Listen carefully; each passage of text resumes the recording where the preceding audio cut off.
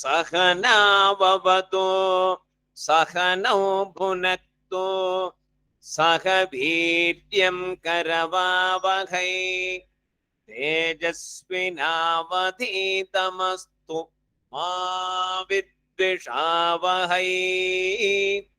ഓം ശാന്തി ശാന്തി ശാന്തി. ബ്രഹ്മവിദാപ്നോതി പരം തദേഷാഭ്യുക്താ സത്യം ജ്ഞാനമനന്തം ബ്രഹ്മ യോ വേദ നിഹിതം ഗുഹായാം പരമേ വ്യോമൻ സോസ്നുതേ സർവാൻ കാമാൻ സഖ ബ്രഹ്മണാ വിപശ്ചിതേതി. കഴിഞ്ഞ ദിവസത്തെ കണ്ടിന്യൂവേഷൻ ആയിട്ടുള്ള ആ സാരത്തിലേക്ക് പോകാം. കഴിഞ്ഞ ദിവസം പറഞ്ഞത് ബ്രഹ്മത്തെ അറിയുവാനായിട്ട് അറിയപ്പെടുന്ന വസ്തുവായി അറിയാൻ പാടില്ല.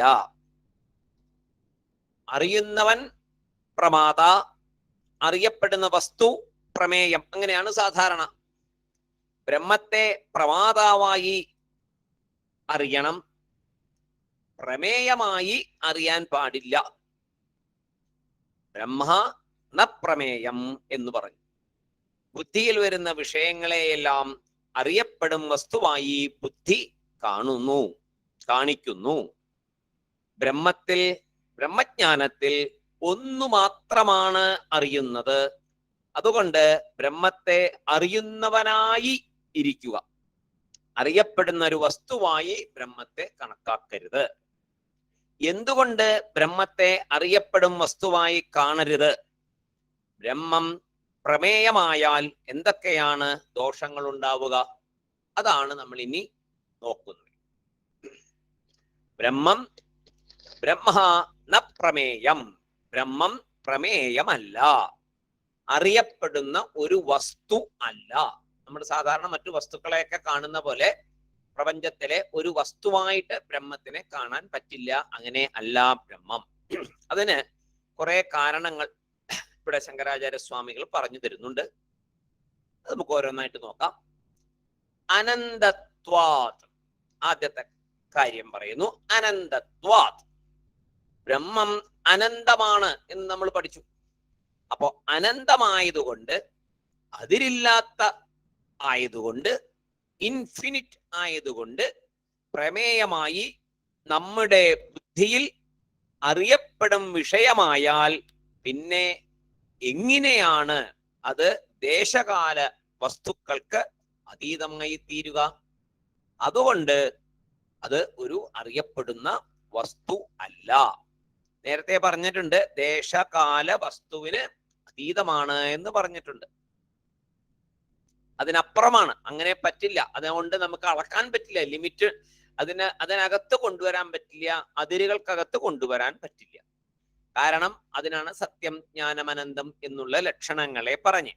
ആ പറഞ്ഞ ലക്ഷണങ്ങൾ വെച്ച് നോക്കുമ്പോൾ അറിയപ്പെടുന്ന ഒരു പ്രമേയമായി അവിടെ ചേർക്കാൻ പറ്റില്ല. അതുകൊണ്ട് നേദം യതിദം ഉപാസത്തെ, അങ്ങനെ അതിനെ അറിയപ്പെടുന്ന ഒരു വസ്തുവായി നമുക്ക് കാണാൻ പറ്റില്ല. രണ്ടാമത്തത്, ശാസ്ത്രം നിഷ്കർഷമായിട്ട് തന്നെ ബ്രഹ്മം അദ്വൈതം എന്ന് പറയുന്നുണ്ട്. ബ്രഹ്മത്തെ അദ്വൈതമാണ് ബ്രഹ്മം എന്ന് പറയുന്നുണ്ട് ശാസ്ത്രം. ശാസ്ത്രമാണ് ഏറ്റവും വലിയ പ്രമാണം. അദ്വൈതത്വാത് ന പ്രമേയം. അദ്വൈത ആദ്യത്തെ ദ്വൈതം എന്താണ്? ദ്വൈതം എന്ന് പറഞ്ഞാൽ എന്താണ്?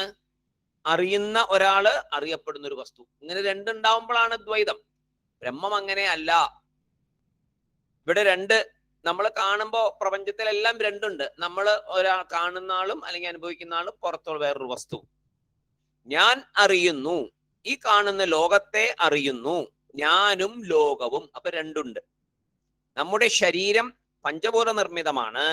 എല്ലാ വസ്തുക്കളും പഞ്ചഭൂത നിർമ്മിതമാണ്. അപ്പോൾ പഞ്ചഭൂത നിർമ്മിതമായ ഈ ശരീരം കൊണ്ട് ലോകം എന്ന പഞ്ചഭൂത സൃഷ്ടിയെ അറിയുന്നു, അനുഭവിക്കുന്നു. അപ്പോ ആദ്യത്തെ ദ്വൈത ഭാവന അവിടെ വരുന്നു.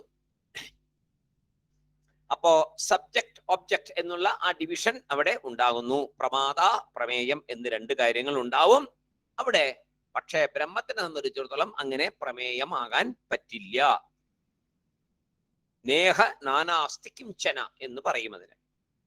മൂന്നാമത്തെ, ബ്രഹ്മത്തിന്റെ സ്വരൂപം അറിയുന്നവനായി ഇരിക്കുന്നതിനാൽ അത് അറിയപ്പെടുന്നൊരു വസ്തുവായി തീരാൻ പറ്റില്ല. ബ്രഹ്മത്തിന്റെ സ്വരൂപം അറിയുന്നവനായിട്ടാണ് ഇരിക്കുന്നത്. അപ്പൊ പിന്നെ എങ്ങനെയാ അറിയപ്പെടുന്ന ഒരു വസ്തുവായി മാറുക? അങ്ങനെ പറ്റില്ലല്ലോ. പ്രമാതൃത്വാത് ന പ്രമേയം. ഞാൻ അറിയുന്ന ആളാകുമ്പോൾ ഞാൻ തന്നെ അറിയപ്പെടുന്ന വസ്തുവാകാൻ പറ്റുമോ? പറ്റില്ല. അപ്പൊ അതുകൊണ്ട് വേറെ വസ്തു വേണം എനിക്കറിയണമെങ്കിൽ. അപ്പോ അങ്ങനെ ബ്രഹ്മത്തെ വേറൊരു വസ്തുവായിട്ട് കാണാൻ പറ്റില്ല. കാരണം ഞാൻ അറിയുന്നവനാണ്, അറിയുന്നത് തന്നെയാണ് ബ്രഹ്മം എന്ന് പറഞ്ഞ് ആണ് നമ്മളെ പഠിപ്പിക്കുന്നത്. അറിയുന്നവൻ അറിയപ്പെടുന്ന വസ്തുവാകാൻ പറ്റില്ലല്ലോ. ഇപ്പൊ ടെലിസ്കോപ്പിൽ കൂടെ നമ്മളൊരു കാര്യം നോക്കുന്നു വിചാരിക്കുക. കാണുന്ന നമ്മൾ നോക്കുന്നു, വേറൊരു വസ്തുവിനെ കാണുന്നു. അപ്പോ വസ്തുക്കളുടെ കൂടെ പോയി നിന്നാൽ, നമ്മൾ ആ വസ്തുവിന്റെ അവിടെ പോയി നിന്നാൽ പിന്നെ നമ്മളെ ആര് കാണും? നമുക്ക് നമ്മളെ കാണാൻ പറ്റുമോ? ടെലിസ്കോപ്പിൽ കൂടെ പറ്റില്ല. അപ്പോ ബ്രഹ്മം അങ്ങനെ അറിയപ്പെടുന്ന ഒരു വസ്തുവല്ല, അങ്ങനെ നോക്കി കാണാൻ പറ്റുന്ന ഒരു വസ്തുവല്ല. കാരണം നമ്മൾ തന്നെയാണ് എന്നുള്ളതാണ്. അടുത്തത് ജ്ഞാനസ്വരൂപത്വാത് ചേതനത്വാത്. അതാണ് വലിയ ഏറ്റവും മെയിൻ ആയിട്ടുള്ള കാര്യം. അറിവ് സ്വരൂപമായതിനാൽ ബ്രഹ്മം അറിയപ്പെടും വസ്തുവല്ല. ഈ ലോകത്തിൽ നമ്മൾ അനുഭവിക്കുന്നതെല്ലാം ജഡവസ്തുക്കൾ തന്നെയാണ്. നമ്മുടെ ജീവിതത്തില് കോൺഷ്യസ്നെസ്സിനെ അനുഭവിക്കുന്ന ഒരു വസ്തുവായി ഇതുവരെ അനുഭവിച്ചിട്ടുണ്ട് കേട്ടോ. നമ്മുടെ കോൺഷ്യസ്നെസ്, നമ്മുടെ ഒരു ബോധം, അതിനെ നമ്മൾ അറിയപ്പെടുന്ന ഒരു വസ്തുവായിട്ട് നമ്മൾ കണ്ടിട്ടുണ്ടോ? അങ്ങനെ കാണാൻ നമുക്ക് സാധിക്കില്ലല്ലോ. അപ്പോ ജഡരൂപത്തെയാണ് എപ്പോഴും നമ്മൾ അനുഭവിക്കുന്നത്. പുറത്തുള്ള ജഡരൂപങ്ങളെയെല്ലാം നമ്മൾ കാണുന്നു, അനുഭവിക്കുന്നു. ജഡരൂപത്തെയാണ് അനുഭവിക്കുന്നത് എന്നെങ്ങനെ പറയും? നമ്മൾ നടക്കുന്നു, ഇരിക്കുന്നു, കഴിക്കുന്നു, മനുഷ്യരെയെല്ലാം അങ്ങനെയെല്ലാം നമ്മൾ കാണുന്നുണ്ടല്ലേ? നടക്കുന്ന, ഇരിക്കുന്ന, കഴിക്കുന്ന അങ്ങനെയുള്ള മനുഷ്യരെ എല്ലാം നമ്മൾ കാണുന്നുണ്ട്. അപ്പൊ അത് ജഡമാണെന്ന് പറയാൻ പറ്റുമോ? കാണുന്നതെല്ലാം ജഡമാണെന്ന് പറയാൻ പറ്റുമോ? അതൊരു ചോദ്യമാണ്. അപ്പോ നാം കാണുന്നത് ശരീരത്തെയാണ്. നമ്മൾ ആ ചൈതന്യത്തെ അല്ല കാണുന്നത്, നമ്മൾ ആ ശരീരത്തെയാണ് കാണുന്നത്. നമ്മൾ കാണുന്നൊക്കെ ശരീരത്തെ അല്ലേ? ഓരോ വസ്തുക്കളെ പോലെ തന്നെ ശരീരത്തെയും കാണുന്നു. അപ്പോ ചൈതന്യത്തെ നമ്മൾ കാണുന്നില്ല. ചൈതന്യത്തെ കാണണമെന്നാണ് പറയുന്നത്, പക്ഷെ നമ്മൾ സാധാരണ നിലയ്ക്ക് കാണുന്നില്ല. എല്ലായ്പ്പോഴും യത് ദൃശ്യം തത് ജഡം. അപ്പോ പ്രമേയം എപ്പോഴും ജഡമായിരിക്കും. നമ്മൾ കാണുന്നത് ജഡമായിരിക്കും, കാരണം ചൈതന്യത്തെ കാണുന്നില്ല. ബ്രഹ്മം ജ്ഞാനമായതിനാൽ അറിയപ്പെടും വസ്തു അല്ല. ബ്രഹ്മം ജ്ഞാനമാണ്, അതിനാൽ അറിയപ്പെടുന്ന ഒരു വസ്തു അല്ല. അപ്പോ എന്താണ് സിദ്ധാന്തം? അവസാനം ഒരു സ്ഥാപിക്കണമല്ലോ. സിദ്ധാന്തം എന്ന് പറഞ്ഞാൽ അവസാനം ഒരു തീരുമാനം, ഉറച്ച തീരുമാനത്തിലേക്ക് എത്തണം. അതാണ് സിദ്ധാന്തം. അന്ധമായിട്ടുള്ളൊരു തീരുമാനം. കുറെ വിചാരം ചെയ്തു, ഒരു തീരുമാനത്തിലെത്തി, അചഞ്ചലമായൊരു തീരുമാനത്തിൽ. ഇനി അതിൽ നിന്ന് മാറ്റമില്ല. എന്താണ്? ബ്രഹ്മം ഒരു വിഷയം അല്ല, അറിയപ്പെടുന്ന ഒരു വസ്തു അല്ല. ബ്രഹ്മം ഒരു വിഷയം അല്ല, അറിയപ്പെടുന്ന ഒരു വസ്തു അല്ല. ഇനി അടുത്ത സംശയം വരികയാണ്. അപ്പോ ബ്രഹ്മം അറിയുന്നവനാണ് എന്ന് പറഞ്ഞല്ലോ. ബ്രഹ്മം എന്ന് പറഞ്ഞാൽ അറിയുന്നവൻ എന്ന് പറഞ്ഞു. ഈ ബ്രഹ്മം അറിയുന്നവനായിരിക്കുന്ന കാരണം കൊണ്ട് തന്നെ അറിയപ്പെടുന്ന വസ്തു അല്ല എന്ന് എന്തിന് പറയണം? ഈ ബ്രഹ്മം അറിയുന്നവനായിരിക്കുന്ന കാരണം കൊണ്ട് തന്നെ അറിയപ്പെടുന്ന വസ്തുവല്ല എന്ന് എന്തിനാണ് പ്രത്യേകിച്ച് പറയേണ്ടത്? 2 in 1 ആയി, രണ്ടുമായി തന്നെ ഇരുന്നൂടെ? അറിയപ്പെടുന്ന വസ്തുവും അറിയുന്ന ആളും. അങ്ങനെ ഇരുന്ന എന്താ കുഴപ്പം? 2n ആയിട്ടിരുന്ന 2n1 ആയിട്ടിരുന്ന എന്നാ കുഴപ്പം എന്ന് പൂർവപക്ഷികൾ ചോദിക്കുകയാണ്. സ്വാമികളെ പറഞ്ഞതിന് പൂർവപക്ഷിയുടെ ചോദ്യം വരികയാണ്, അറിയപ്പെടുന്ന വസ്തു അല്ലാന്ന് എന്തിനങ്ങനെ പ്രത്യേകിച്ച് പറയുന്നേ? അറിയുന്ന ആളാണെന്ന് പറഞ്ഞു, അറിയുന്നവനാണെന്ന് പറഞ്ഞു. അപ്പോ അത് അങ്ങനെ തന്നെ ഇരുന്നോട്ടെ, അതിനിപ്പോ എന്താ പ്രശ്നം? രണ്ടും അതേ ശരീരത്തിൽ തന്നെ ആയിക്കോട്ടെ. അപ്പോ പറയാണ്, ഞാൻ ഈ ശരീരം, ഞാൻ അറിയുന്നവൻ, ഈ ഉടൽ അറിയപ്പെടും വസ്തു. ഈ ഉടൽ അറിയപ്പെടും വസ്തു. ഉടൽ ആരാണ്? ഈ ശരീരം ഞാൻ തന്നെ. ഞാൻ തന്നെ. ഞാൻ തന്നെ. ഈ ശരീരം ഞാൻ തന്നെ. കർമ്മം ചെയ്യുന്ന ഞാൻ, എന്നെ നോക്കുന്നു, ഞാൻ എന്നെ കാണുന്നുണ്ട്, എന്റെ കൈ കാണുന്നുണ്ട്, എന്റെ കാല് കാണുന്നുണ്ട്. ഇതിലെന്താ ഒരു ദോഷം? അതാണ് ചോദിക്കുന്നത്. ഇതിലെന്താ ദോഷം? ഞാൻ ശരി, എന്റെ കൈ, എന്റെ കാല്, എന്റെ കണ്ണ്, എന്റെ ശരീരം, ഞാൻ ഇതിലെല്ലാം കാണുന്നുണ്ടല്ലോ. അപ്പൊ ഇവിടെ ഞാൻ അറിയുന്നു എന്ന് പറയുമ്പോൾ ഇവിടെ നമ്മൾ എന്താ ചെയ്യുന്നത്? ഇങ്ങനെ പറയുമ്പോ ഇത് പ്രപഞ്ചത്തില് നമ്മള് ഞാൻ എന്ന ശരീരത്തെ ആ ശരീരബോധത്തോടു കൂടിയാണ് സംസാരിക്കുന്നത് ഓർക്കണം. അപ്പൊ ഞാൻ എന്റെ ശരീരത്തെ കാണുന്നു, കൈ കാണുന്നു, കാല് ചെയ്യുന്നു, ഞാൻ കർമ്മം ചെയ്യുന്നു, എല്ലാം ചെയ്യുന്നു. ഇവിടെ ഞാൻ അറിയുന്നു, ഇല്ലേ? പലതിനെ ഞാൻ അറിയുന്നുണ്ട്. ഇങ്ങനെ ഇവിടെ ഞാൻ അറിയുന്നു എന്ന് പറയുന്നതിനെ ശ്രദ്ധിക്കണം. കാരണം ഇവിടെ അറിയുന്നു എന്ന് പറയുമ്പോൾ മനസ്സിനോട് ചേർത്താണ് പറയുന്നത്. മനസ്സിനോട് ചേർത്താണ് പറയുന്നത്. പിന്നീട് ഉടൽ, പിന്നീടാണ് ഉടൽ. മനസ്സിനോട് ആദ്യം ചേർക്കും, പിന്നീട് ഉടൽ. ആ സമയത്ത് അറിയപ്പെടുന്നത് തന്നെ, ആ സമയത്ത് അറിയപ്പെടുന്നത് തന്നെ ഉടലല്ല. ആ സമയത്ത് മനസ്സിനോട് ചേർന്ന് പറയുമ്പോൾ അറിയപ്പെടുന്നത് തന്നെയാണ്, അപ്പൊ ഉടലല്ല. ഈ ഉടലിനെ ഞാൻ കാണുന്നു എന്ന് പറയുമ്പോൾ അയാൾ എന്ത് വിചാരിച്ചാ പറയുന്നത്? ഈ ഉടലിനെ ഞാൻ സ്വയം, ഞാൻ എന്റെ ഉടലിനെ കാണുന്നു, എന്റെ ശരീരത്തെ കാണുന്നു എന്ന് പറയുമ്പോൾ അയാൾ എന്ത് വിചാരിച്ചാണ് പറയുന്നത്? ഉടലിനെയും ഞാൻ എന്നതിനർത്ഥമായിട്ടല്ലേ പറയുന്നേ? ഈ ശരീരത്തെയും ഞാൻ എന്നർത്ഥമാക്കി തന്നെ അയാൾ പറയുന്നത്. സാധാരണ നമ്മളൊക്കെ പറയുന്നത് അങ്ങനെ തന്നെയാ. നമ്മൾ എന്താ മറുപടി പറയുന്നത്?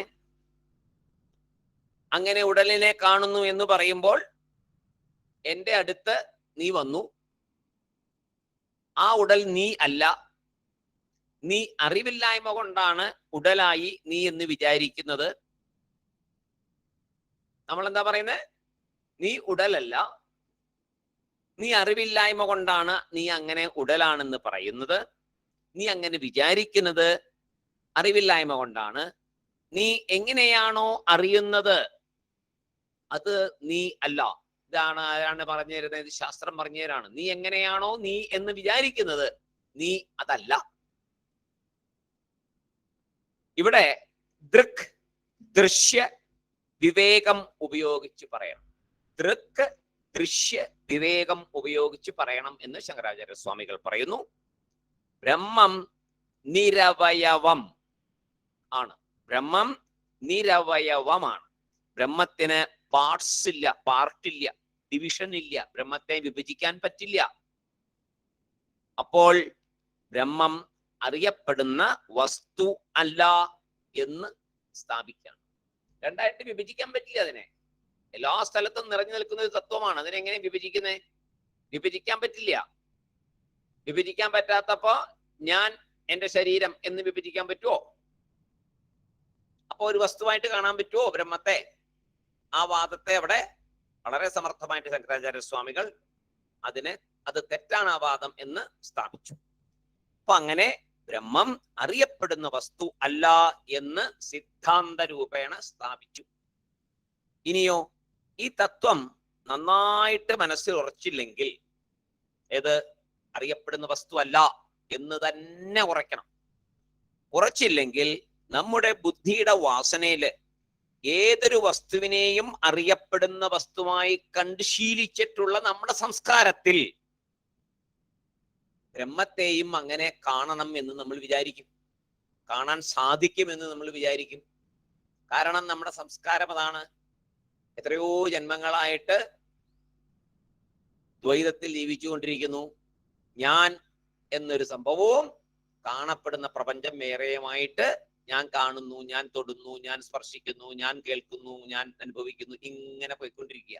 അപ്പൊ ഞാൻ വേറെ, ഞാൻ അനുഭവിക്കുന്നത് വേറെ, കാണുന്നത് വേറെ, തൊടുന്നത് വേറെ എന്നൊക്കെ നമ്മള് അങ്ങനെ തന്നെ നമ്മുടെ ഉള്ളിലിരിക്കുക. അത് ഒരു ജന്മത്തിലെ ഒന്നുമല്ല, ജന്മജന്മാന്തരങ്ങളായിട്ടുള്ള ആ ഒരു ചിന്തയിലാണ് നമ്മൾ ഇരിക്കുന്നത്. ഒരു ബ്രഹ്മത്തെ കാണണമെന്ന് അങ്ങനെ ഇരിക്കും, കാണണം എന്ന് വിചാരിച്ചുകൊണ്ടിരിക്കും.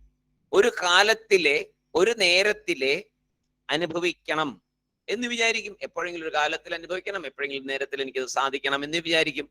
ആ അദ്വൈത അനുഭവം എനിക്കുണ്ടാവണം എന്ന് വിചാരിക്കും. അദ്വൈത അനുഭവം ഉണ്ടാകണം എന്ന ആഗ്രഹം മനസ്സിൽ നിൽക്കും. അതങ്ങനെ വേണ്ടതല്ല. അതാണ് ഇപ്പൊ പറഞ്ഞു വരുന്നത്. അങ്ങനെ ആ അദ്വൈത അനുഭവം അങ്ങനെ പുറത്തു നിന്ന് ഉണ്ടാവേണ്ട ഒന്നല്ല. ഒന്നിനെ കണ്ടിട്ടോ കേട്ടിട്ടോ തൊട്ടിട്ടോ ഉണ്ടാവേണ്ടതല്ല. അപ്പോ ആ ആഗ്രഹം അങ്ങനെ ഉള്ളിൽ ഉള്ളിടത്തോളം കാലം ബ്രഹ്മത്തെ അറിയുവാനേ പറ്റില്ല.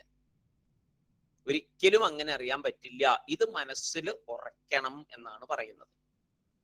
കാരണം അറിയുന്നവനാകണം എന്ന വിചാരമാണ് ഇപ്പോ ഉള്ളത്. അതിനെ വിട്ട് അറിയപ്പെടുന്ന വസ്തുവായി ബ്രഹ്മത്തെ തിരഞ്ഞുകൊണ്ടിരുന്നാൽ, അറിയുന്നവനാകണം എന്ന വിചാരം വിട്ടിട്ട് എന്താ വേണ്ടേ? അറിയുന്നവനാകണം എന്നുള്ള വിചാരമാണ് വേണ്ടേ. ഒരു പുറത്തൊരു വസ്തുവുണ്ട്,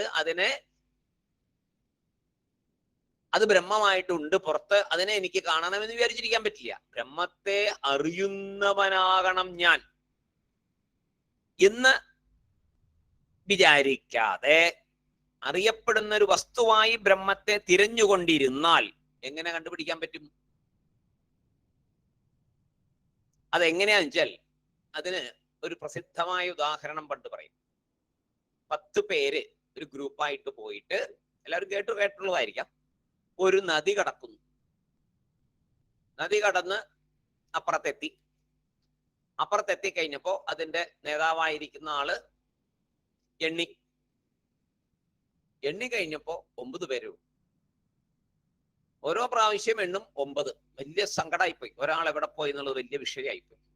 ഒരുപാട് നേരമായി വീണ്ടും എണ്ണുന്നു. എത്ര എണ്ണിയാലും 9 പേരേ ഉള്ളൂ. 10 പേരായിട്ടാണ് യാത്ര തുടങ്ങിയത്. ഒരാൾ എവിടെ പോയി, വലിയ വിഷമായി, വെള്ളത്തിൽ പോയോ, പല വിഷമമായി. അങ്ങനെ ഒത്തിരി വിഷമിച്ച് അങ്ങനെ വല്ലാത്ത ഇരിക്കുമ്പോ ഒരു സന്യാസി, ഒരു ഗുരു അതിലെ വരികയാണ്. അത് ചോദിക്കുക, എന്ത് പറ്റി, നിങ്ങൾക്ക് എന്ത് പറ്റി, എന്താണ് പ്രശ്നം? എല്ലാവരും ആ പട വളരെ വിഷമിച്ചിരിക്കുന്നല്ലോ. ഒരാള് നഷ്ടപ്പെട്ടു എന്ന് പറഞ്ഞിരിക്കുകയാണ്. സ്വാമി, ഞങ്ങൾ 10 പേരുണ്ടായിരുന്നു. സ്വാമി നോക്കിയപ്പോഴേക്കും 10 പേരുണ്ട് ഇവിടെ. സ്വാമി പറഞ്ഞത്, എന്താ നിങ്ങൾ അങ്ങനെ പറയണേ? അല്ല, ഞാൻ ഇപ്പൊ എണ്ണി നോക്കി, ഒന്നുകൂടെ എണ്ണു എന്ന് പറഞ്ഞു. ഒന്നുകൂടെ എണ്ണിപ്പോ വീണ്ടും എണ്ണുന്ന ആള് അവനവനെ എണ്ണുന്നില്ല, മറ്റുള്ളവരെ മാത്രമേ എണ്ണുന്നുള്ളൂ, സ്വയം എണ്ണുന്നില്ല. അങ്ങനെ എണ്ണി അതായത് എത്ര എണ്ണിയാലും 9 ആയിട്ട് നിൽക്കുക. അപ്പോ അങ്ങനെ വിചാരിച്ചിരിക്കുന്നിടത്തോളം കാലം എന്തുണ്ടാവും? 9 ആയിട്ട് തന്നെ നിൽക്കുള്ളൂ. അവനവനെയും കൂടെ എണ്ണിയാലേ 10 ആയിട്ട് മാറുള്ളൂ. അപ്പോ അവനവനെ അതിനകത്ത് ഉൾപ്പെടുത്തണം എന്നുള്ള ആ വിചാരമില്ലാതെ കണ്ടിരിക്കുന്നിടത്തോളം കാലം ഞാൻ എണ്ണുന്നവൻ ആണ് എന്നുള്ള ബോധം വേണം. ഞാൻ ഇതിനകത്ത് പെട്ടതാണെന്നുള്ള ബോധം ഉണ്ടാവണം. എണ്ണുന്ന ഞാനെ എന്നെ അതിൽ പെടുത്താതെ കണ്ടിരിക്കുന്നിടത്തോളം കാലം അങ്ങനെ തന്നെ ഉണ്ടാവും. എന്ന് പറഞ്ഞ പോലെ കാണുന്ന വസ്തുക്കളൊന്നുമല്ല, അതിനെ കാണുന്ന ഞാനാണ് യഥാർത്ഥമായി അറിയേണ്ടത്. അപ്പോ അങ്ങനെ വേണം. അപ്പൊ നമ്മളിപ്പോ ഇത്രയും പറഞ്ഞപ്പോ ഒരു സംശയത്തെ മൊത്തം അങ്ങോട്ട് നിരാകരിച്ച് കളയണം. ഒരു ഡോർ ക്ലോസ് ചെയ്യുന്നു എന്ന് വേണമെങ്കിൽ പറയാം. എന്ത്? അറിയപ്പെടുന്ന വസ്തു അല്ല ബ്രഹ്മം. ഇനി അങ്ങനെ ഒരു ചിന്തയെ നമ്മുടെ മുമ്പിൽ വരാൻ പാടില്ല. നമ്മൾ മുന്നോട്ട് പോവാ. അറിയപ്പെടുന്ന ഒരു വസ്തു അല്ല ബ്രഹ്മം. അത് മനസ്സിൽ ഉറച്ചു. ഈ ബ്രഹ്മം അറിയപ്പെടുന്ന വസ്തു അല്ല. ഇനി അത് മനസ്സിലാക്കി തരുന്നതിന് വേറെ ഒരു കാര്യം കൂടെ ഇവിടെ പറയുന്നുണ്ട്. ബ്രഹ്മം അറിയുന്നവനായി ഇരിക്കുന്നു. അറിയപ്പെടുന്ന വസ്തു അല്ല എന്ന് തീരുമാനമായാൽ അടുത്തത് ഉള്ളിലേക്ക് എടുക്കേണ്ടത് ബ്രഹ്മം അറിയുന്നവനായി ഇരിക്കുന്നു. പ്രമാത എന്ന് പറഞ്ഞു. പ്രമാത, ആ ബ്രഹ്മം പ്രമേയം അല്ല എന്നും പറഞ്ഞു. ഇനി ഈ അസ്ഥിവാരത്തെ സ്വല്പം ഇളക്കാൻ പോവാ. പ്രമാത എന്നുള്ള അസ്ഥിവാരത്തെ, അതിലാണ് ഇപ്പൊ വന്ന് നിൽക്കുന്നത്. പ്രമേയം വിട്ടു അല്ല, ഓക്കെ, സംശയമൊക്കെ തീർന്നു. പ്രമേയമല്ല, പ്രമാത എന്നതിൽ നിൽക്കുക. അവിടെ ഒരു ചെറിയൊരു മാറ്റം വരുത്തിയിട്ട് മുന്നോട്ട് പോകാൻ പോവാണ്. അറിയുന്നവനായി അറിയണമെന്ന് പറഞ്ഞല്ലോ, അറിയുന്നവനാണോ? വീണ്ടും ഒരു ചോദ്യം വരാണ്. അറിയുന്നവനായി അറിയണം ബ്രഹ്മത്തെ. അപ്പൊ ചോദിച്ചു, അറിയുന്നവനാണോ ശരിക്കും? അങ്ങനെയാണോ? അറിയുന്നവന് ജ്ഞാത, പ്രമാത എന്നൊക്കെ പേരുകളുണ്ട് ഇല്ലേ? സാധാരണ അറിയുന്നത്, ഇപ്പൊ നമ്മൾ വസ്തുവിനെ അറിയുമ്പോൾ നമ്മൾ അറിയുന്ന ആളാണല്ലോ. അങ്ങനെയാണോ ബ്രഹ്മം? അവൻ അറിയപ്പെടുന്ന വസ്തു മാറും തോറും നമുക്കൊക്കെ എന്താ ഉണ്ടാവുക? അറിയപ്പെടുന്ന ഒരു വസ്തു നമ്മുടെ മുമ്പിൽ ഇരിക്കുന്ന മേശ, കസേര, പുസ്തകം, പല സാധനങ്ങൾ, മരം, വൃക്ഷം, പർവ്വതം, നദി, ഇതെല്ലാം നമ്മൾ ഓരോന്നിനെ കാണുമ്പോഴും മാറി മാറി ഓരോ വികാരങ്ങൾ ഉണ്ടാവും ഇല്ലേ? പുസ്തകത്തെ മേശയെ കാണുമ്പോൾ ഒരേ വികാരമാണോ? അല്ല. പുസ്തകത്തെ കാണുമ്പോൾ പുസ്തകം എന്നുള്ള വികാരം, മേശയെ കാണുമ്പോൾ മേശ, കസേരയെ കാണുമ്പോൾ അങ്ങനെ ഓരോന്നിനെയും കാണുമ്പോൾ നമ്മുടെ ഉള്ളിൽ മാറി മാറി വികാരങ്ങൾ ഉണ്ടാകും. കാരണം അറിയുന്നവന്റെ മനസ്സില് ചില മാറ്റങ്ങളെ മാറ്റിയിട്ട് പുതിയത് വരും. ഓരോ വസ്തു മാറും തോറും ഉള്ളിലുള്ള ആ അറിവുകളെ മാറ്റി പുതിയ അറിവുകൾ വരും. അതിന്റെ അർത്ഥം എന്താ? മാറ്റം നടന്നുകൊണ്ടേയിരിക്കും. അറിവിന് മാറ്റം നടന്നുകൊണ്ടേയിരിക്കും. ബ്രഹ്മം അങ്ങനെയാകുമോ? അതുകൊണ്ട് ബ്രഹ്മം പ്രമാത, അറിയുന്നവൻ എന്നെടുത്താൽ വികാരത്തിന് അടിമപ്പെടുന്ന ഒരു സംഭവമാണ്, ഒരു വസ്തുവാണ് എന്ന് പറയേണ്ടി വരും. കാണുമ്പോ വസ്തുക്കളെ കാണുമ്പോ മാറി മാറി മാറി വികാരങ്ങൾ മനസ്സിലുണ്ടാവും. അപ്പോ അറിയപ്പെടുന്നവൻ ആണ്, അറിയുന്നവനാണ് ബ്രഹ്മം എന്ന് പറഞ്ഞാൽ ഈ അറിയുന്ന വ്യക്തിയിൽ മാറ്റങ്ങൾ ഉണ്ടാകുന്നത് പോലെ ബ്രഹ്മം അറിയുന്നവനാണെങ്കിൽ ബ്രഹ്മത്തിലും വികാര വിചാരങ്ങൾ ഉണ്ടാകുമല്ലോ. അപ്പോ അങ്ങനെയാകാൻ പറ്റില്ല. നിർവികാരമാണ് ബ്രഹ്മത്തിന് പറഞ്ഞിരിക്കുന്നത്. ശുദ്ധ, ബുദ്ധ, മുക്ത, അങ്ങനെ ഉണ്ടല്ലോ, കുറെ ഉണ്ട്. ഒരു കിലോമീറ്റർ നീളത്തിൽ അങ്ങനെ ബ്രഹ്മത്തെ കുറിച്ച് പറയുന്ന ഉപനിഷത്തിലൊക്കെ. അപ്പോ അതുകൊണ്ട് ബ്രഹ്മം അങ്ങനെയുള്ളൊരു സംഭവം അല്ല. പിന്നെ എങ്ങനെയാ അതിനി കണ്ടുപിടിക്കാം? അപ്പോ അടുത്ത സ്റ്റെപ്പിലേക്ക് കടക്കുക. അറിയുന്നവൻ രണ്ട്, അതായത് രണ്ട് ജ്ഞാത, അറിയുന്ന ആള് രണ്ടുപേര്, പ്രമാത രണ്ടുപേര് എന്നെടുക്കുക. അറിയുന്നവൻ രണ്ട്, ജ്ഞാത, പ്രമാത എന്ന് അതേ ഒരു പേര് തന്നെ രണ്ട്. ജ്ഞാത പ്രമാത എന്ന് പറഞ്ഞാൽ രണ്ടും ഒന്ന് തന്നെയാണ്, രണ്ടും ഒരേ പേര് തന്നെയാണ്. ജ്ഞാത പ്രമാത, രണ്ട് ജ്ഞാത അല്ലെങ്കിൽ രണ്ട് പ്രമാത. ആദ്യത്തെ പ്രമാത ആര് എന്ന് ചോദിച്ചാൽ നമ്മുടെ അന്ധക്കരണം അഥവാ ബുദ്ധി. ഇനി കുറച്ചു ലൈൻ മാറി പോവാണേ. ഇതുവരെ അന്ധക്കരണം നമ്മൾ എടുത്തിരുന്നില്ല, ഇനി അന്ധക്കരണത്തിലേക്കും ബുദ്ധിയിലേക്കും ഒക്കെ പോവാണ്. ആദ്യത്തെ പ്രമാത ആരെന്ന് ചോദിച്ചാൽ നമ്മുടെ അന്ധക്കരണം അഥവാ ബുദ്ധി. നമ്മുടെ ബുദ്ധി തന്നെയാണ് വിചാരങ്ങളുടെ, ചിന്തകളുടെ സഹായത്തോടെ വസ്തുക്കളെ അറിഞ്ഞുകൊണ്ടിരിക്കുന്നത്. ആ കാര്യത്തിൽ സംശയമില്ലല്ലോ. ബുദ്ധിയാണ് ചിന്തകളുടെ സഹായത്തോടെ വസ്തുക്കളെ അറിഞ്ഞുകൊണ്ടേയിരിക്കുന്നത്. ഒരു വസ്തുവിനെ കാണുമ്പോൾ എന്താ സംഭവിക്കുന്നത്? മനസ്സ് ഇന്ദ്രിയത്തിലൂടെ പുറത്തുപോയി ആ വസ്തുവിന്റെ രൂപവും മറ്റും എടുത്ത് ആ വസ്തുവിന്റെ രൂപത്തെ തരും അല്ലെ?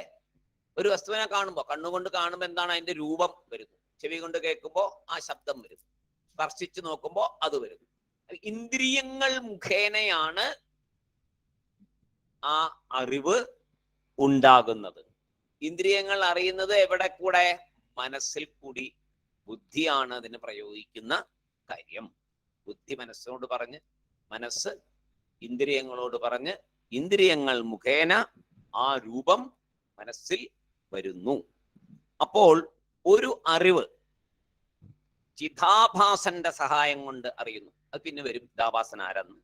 ഒരു അറിവ് ചിതാഭാസന്റെ സഹായം കൊണ്ട് അറിയുന്നു. പുതിയ പുതിയ വസ്തുക്കളെ പുതിയ പുതിയ വരുന്തോറും അറിയുന്നുണ്ട്. ഈ ബുദ്ധിയെ, പുതിയ പുതിയ അറിവുകൾ വരുമ്പോൾ അതിനെല്ലാം അറിയുന്ന ആ ബുദ്ധിയെ പ്രമാദ എന്ന് പറയുന്നു. ബുദ്ധി കൊണ്ട് ഒരു വസ്തുവിനെ അറിയൽ, ബുദ്ധി കൊണ്ട് ഒരു വസ്തുവിനെ അറിയൽ, ഇത് ഒരു പ്രമാദം. രണ്ട് പ്രമാദമായിട്ടാണ് ഇപ്പൊ ഈ സ്റ്റെപ്പിലേക്ക് പോയിരിക്കുന്നത്. അടുത്തതാര് എന്ന് നോക്കാം. അല്ലെങ്കിൽ രണ്ടാമത്തെ ജ്ഞാത ആര്? ശാസ്ത്രത്തിന്റെ നോട്ടത്തില് ബുദ്ധി ജഡമാണ്, ഇന്ദ്രിയമായിട്ടാണ് കൂട്ടിയിരിക്കുന്നത്. ഇന്ദ്രിയങ്ങളെല്ലാം ജഡവസ്തുക്കളായിട്ടാണ് എടുത്തിരിക്കുന്നത്. ചൈതന്യമില്ലെങ്കിൽ ജഡമായിരിക്കും. മനസ്സും ബുദ്ധിയും അതുപോലെ തന്നെ ഇന്ദ്രിയങ്ങളുടെ കൂട്ടത്തിലാണ് പെടുത്തിയിരിക്കുന്നത്. സാധാരണ പഞ്ചേന്ദ്രിയങ്ങൾ എന്ന് പറയുന്ന പോലെയല്ല, അതിൽ കൂടുതലായിട്ട് വരും. ആധ്യാത്മികതയുടെ മുന്നോളിക്കുമ്പോൾ അന്ധക്കരണം, മനസ്സ്, ബുദ്ധി മൂന്നും കൂടെ ഇന്ദ്രിയങ്ങളിൽ പെടും. സൂക്ഷ്മമായ പഞ്ചഭൂതത്തിൽ പെട്ടത് തന്നെയാണ് ബുദ്ധി. ആ ബുദ്ധി ജഡവസ്തുവാണ്. ഇപ്പോ നമ്മളൊരു പാത്രം, ഒരു കലം കാണുന്നു. കളിമൺ കലമാണ് എപ്പോഴും ഉദാഹരണമായിട്ട് എടുക്കാറ്. ശാസ്ത്രത്തിലൊക്കെ അതാ എടുക്കുന്നത് കൂടുതലായിട്ട്. അപ്പൊ അങ്ങനെ കലത്തെ കാണുമ്പോ എന്താ ഉണ്ടാവണേ? ബുദ്ധിയില് കലത്തെ കുറിച്ച് ഒരു അറിവ് ജനിക്കുന്നു, ഒരു അറിവ് വരുന്നു ബുദ്ധിയില്. ആ കലത്തെ കുറിച്ച് ഒരു അറിവുണ്ടാകുമ്പോൾ അറിയുന്നവൻ ആരാണ്? പ്രമാദ ആണല്ലോ. അറിയുന്ന ആള് പ്രമാദ. കലത്തെ കാണുമ്പോ കലത്തെ അറിയുന്ന ആള് പ്രമാദ. അപ്പോ ഈ കലത്തെ കുറിച്ചുള്ള അറിവ് എനിക്കുണ്ടോ ഇല്ലയോ എന്നെങ്ങനെ അറിയാം?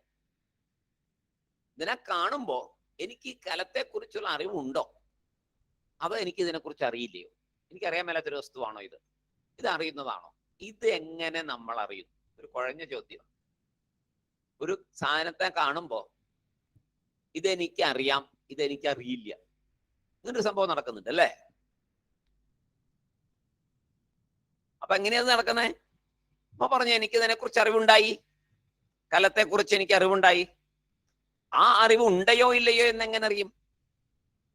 ആ അറിവിനെ ഉണ്ട്, അറിയാം, അല്ലെങ്കിൽ അറിയില്ല എന്ന ആ അറിവിനെ പ്രകാശപ്പെടുത്താൻ, ആ അറിവിനെ പ്രകാശപ്പെടുത്താൻ വേറെ ഒരു അറിവ് അവിടെ ഉണ്ട്. എനിക്കറിയാം എന്ന് പ്രകാശപ്പെടുത്തുന്നതും എനിക്കറിയില്ല എന്ന് പ്രകാശപ്പെടുത്താനുമായി വേറെ ഒരു അറിവ് അവിടെ ഉണ്ട്. അതിന്റെ പേരാണ് സാക്ഷി. അതിന്റെ പേരാണ് സാക്ഷി. അല്ലെങ്കിൽ വേറൊരു പ്രമാദ, രണ്ടാമത്തെ പ്രമാദ, രണ്ടാമത്തെ ജ്ഞാത. ആരാണത്? ബുദ്ധിയാണ് ആദ്യത്തെ പ്രമാദ. ഈ ബുദ്ധിയെ പ്രകാശപ്പെടുത്തുന്ന ആളാണ് രണ്ടാമത്തെ പ്രമാദ. ബുദ്ധിയെ പ്രകാശപ്പെടുത്തുന്നവൻ, ബുദ്ധിയെ അറിയുന്നവൻ. ബുദ്ധി ലോകത്തെ അറിയുന്നു, ബുദ്ധിക്ക് പ്രമാദ എന്ന് പറയുന്നു. അന്ധക്കരണത്തെ അഥവാ ആ ബുദ്ധിയെ അറിയുന്ന രണ്ടാമത്തെ പ്രമാതാവ് ആണ് ശാസ്ത്രം ആത്മാ അല്ലെങ്കിൽ ബ്രഹ്മം എന്ന് പറയുന്നത്. ഒരു വസ്തുവിനെ കാണുമ്പോ എനിക്കറിയാം, എനിക്കറിയില്ല, രണ്ട് കാര്യങ്ങൾ ഉണ്ടാവുക. ഈ രണ്ടും ഉണ്ടാവുന്നുണ്ട്. അറിയാന്ന് മാത്രമല്ലല്ലോ, അറിയില്ല എന്നും ഉണ്ടാവുന്നുണ്ടല്ലോ. ഇത് രണ്ടും പ്രകാശിപ്പിക്കുന്ന, ഈ അറിയുന്നും അറിയില്ലെന്നും ബുദ്ധിക്ക് മനസ്സിലാക്കി കൊടുക്കുന്ന, ബുദ്ധിയെ പ്രകാശിപ്പിക്കുന്ന ഒരു ചൈതന്യം ഉള്ളിലുണ്ട്. ആ ചൈതന്യം സാക്ഷിയായിരിക്കുന്നു.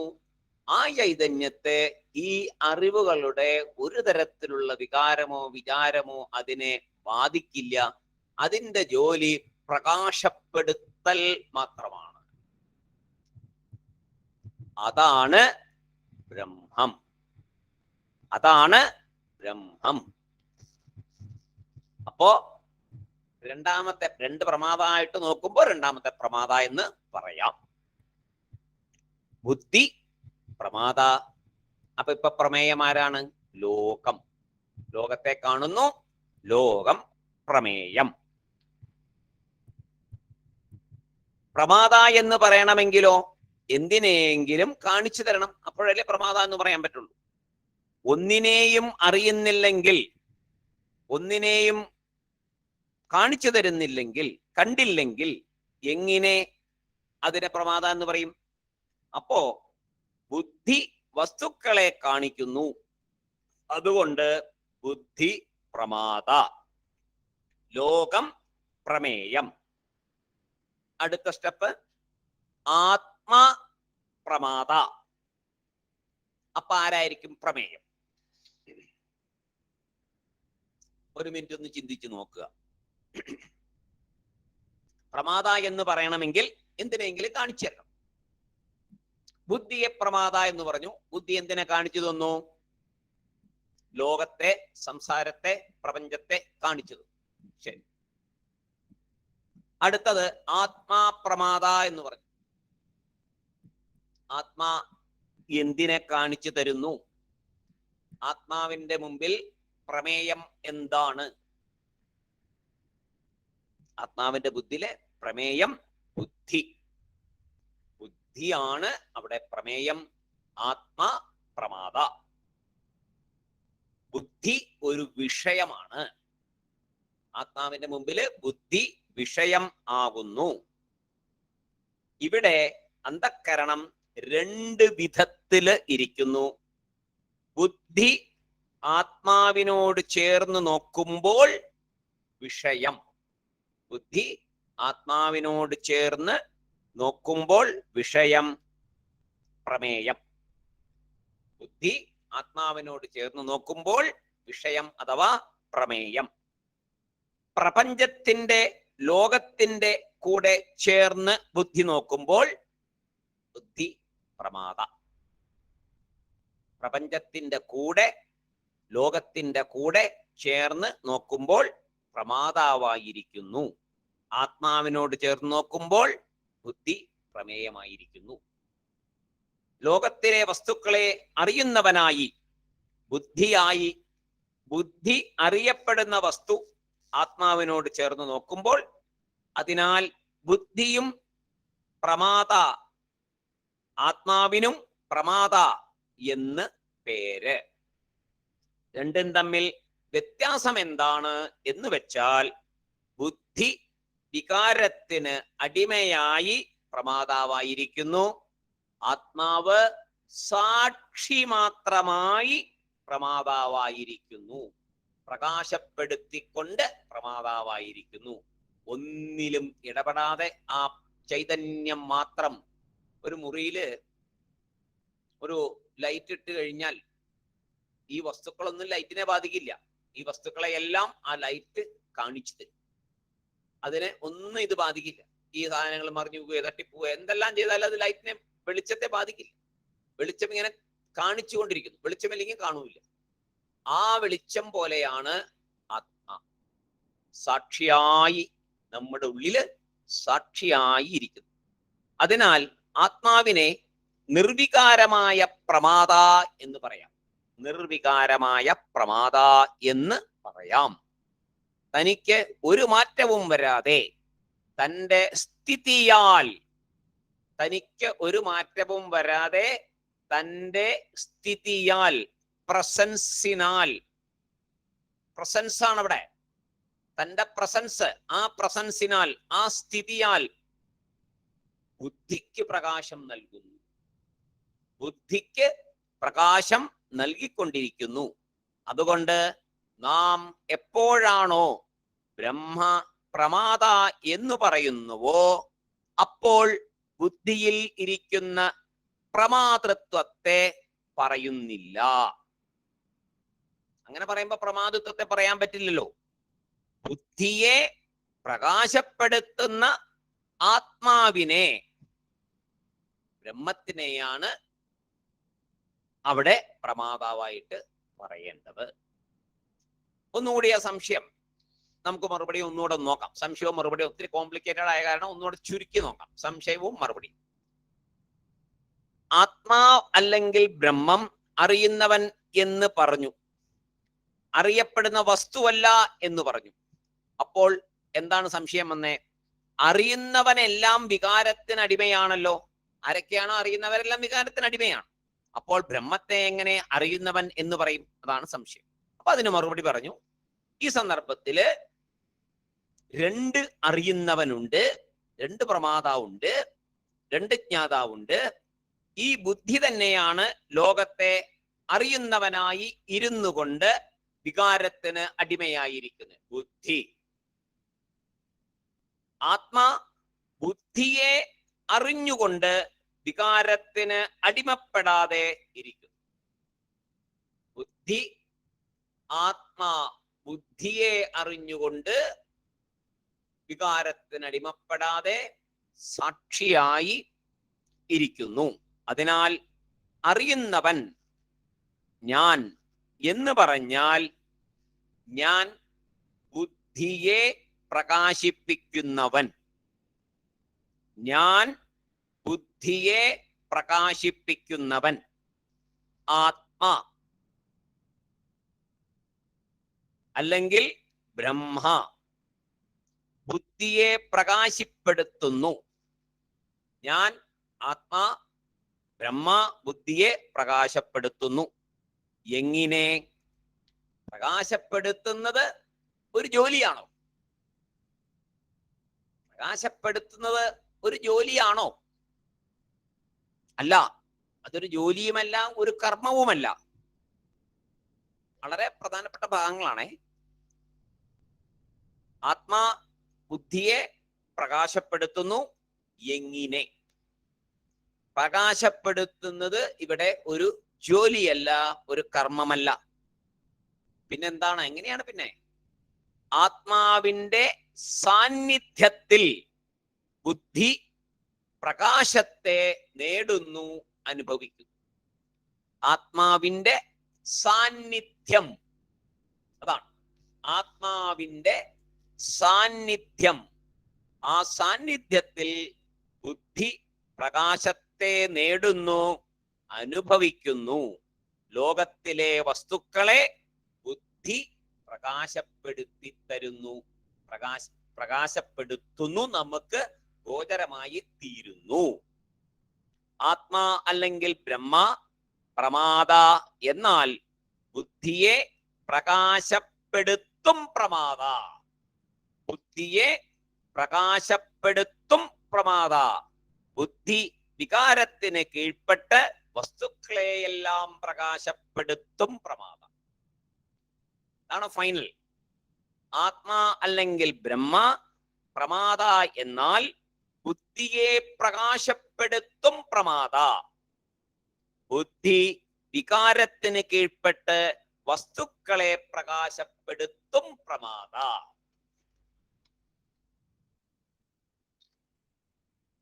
ബ്രഹ്മ അറിയുന്നവൻ എന്നാൽ അറിയുന്ന ബുദ്ധിയെ പ്രകാശപ്പെടുത്തുന്നവൻ എന്നുള്ള നിലയിലാണ് ബ്രഹ്മത്തെ അറിയുന്നവൻ എന്ന് പറയുന്നത്. അറിയുന്നവൻ എന്ന് പറഞ്ഞതിനെ ശരിയാക്കി കൊണ്ടുവന്നു. ഇപ്പോ എങ്ങനെ? എന്തിനെ അറിയുന്നവനാണ്? ആ ബുദ്ധിയെ പ്രകാശപ്പെടുത്തുന്നവൻ, ബുദ്ധിയെ അറിയുന്നവൻ. ബ്രഹ്മ അറിയുന്നവൻ ആരാണ്? ലോകത്തെ അറിയുന്ന ബുദ്ധിയെ പ്രകാശപ്പെടുത്തുന്നവൻ. ഉറക്കണ ഉള്ളില് വീണ്ടും വീണ്ടും റിപ്പീറ്റ് ചെയ്യുന്ന അങ്ങനെ തന്നെയാ അതിന് വന്നിരിക്കുന്നത്. അതിന്റെ വീണ്ടും വീണ്ടും വീണ്ടും പറഞ്ഞാൽ ഇത് ഉള്ളിൽ എത്തുള്ളൂ. ബ്രഹ്മ അറിയുന്നവൻ ലോകത്തെ അറിയുന്നവനല്ല, ലോകത്തെ അറിയുന്ന ബുദ്ധിയെ പ്രകാശപ്പെടുത്തുന്നവൻ, നിർവികാരമായവൻ. എങ്ങനെ നിർവികാരനാകും? ബുദ്ധിയാണ് വികാരത്തിന് അടിമപ്പെടുന്നത്. ലോകത്തെ പ്രപഞ്ചത്തെ അനുഭവിച്ചുകൊണ്ട് കണ്ടുകൊണ്ട് ആ ബുദ്ധിയെ പ്രകാശപ്പെടുത്തുന്ന സാക്ഷിയായ ബ്രഹ്മന് വികാരമില്ല, നിർവികാരമായിട്ടാണ് ഇരിക്കുന്നത്. അപ്പോ ഇനി എന്താണ്? നിർവികാരമായി ജ്ഞാനസ്വരൂപമായി ആത്മാവിനെ അറിയണം. അപ്പോഴാണ് അടുത്ത ഉപനിഷത്ത് വാക്യം വരുന്നത്. യോ വേദനിഹിതം ഗുഹായാം പരമേ വ്യോമൻ. അപ്പോഴാണ് നമ്മൾ അടുത്ത ലൈനിലേക്ക് കടക്കുന്നത്. യോ വേദനിഹിതം ഗുഹായാം പരമേ വ്യോമൻ. യഹ യാതൊരുവൻ, യഹ എന്ന് പറഞ്ഞാൽ യാതൊരുവൻ, വേദ അറിയുന്നുവോ, വേദ അറിയുന്നുവോ, ഏതിനെ? സത്യം ജ്ഞാനം അനന്തം എന്ന ലക്ഷണത്തോടു കൂടിയ ബ്രഹ്മത്തെ അറിയുന്നുവോ. അപ്പോ യോ വേദ നായി. നിഹിതം ഗുഹായാം, എവിടെ അറിയുന്നു എന്നാൽ നിഹിതം ഗുഹായാം എന്ന് വെച്ചാൽ, നിഹിതം എന്ന് വെച്ചാൽ സ്ഥിതി ഇരിക്കുന്നത്, സ്ഥിതി ഇരിക്കുന്നത്, സാക്ഷിയായി മാറാതെ ഇരിക്കുന്നത്. നിഹിതം സ്ഥിതമായിരിക്കുന്നത്, സാക്ഷിയായി മാറാതെ ഇരിക്കുന്നത്. എവിടെ? ഗുഹായാം. യോ വേദനിഹിതം ഗുഹായാം. ഗുഹ എന്നാൽ ബുദ്ധി, അന്തഃകരണം എന്നാണ് ഇവിടെ അർത്ഥം. ബുദ്ധി, അന്തഃകരണം. ഗുഹായാം എന്ന് പറഞ്ഞാൽ ബുദ്ധിക്കുള്ളിൽ, അന്തഃകരണത്തിൽ, മനസ്സിൽ ഇരിക്കുന്നതായി അറിയുന്നുവോ.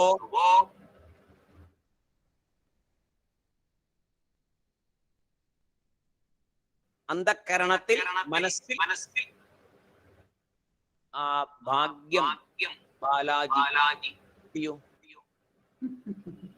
ഗിരിജാക്കാട് സിസ്റ്ററിലാക്കോ? മ്യൂട്ട് ചെയ്ത് അവങ്ങളോട് കേക്കറതില്ലേ? അതാക്കാം.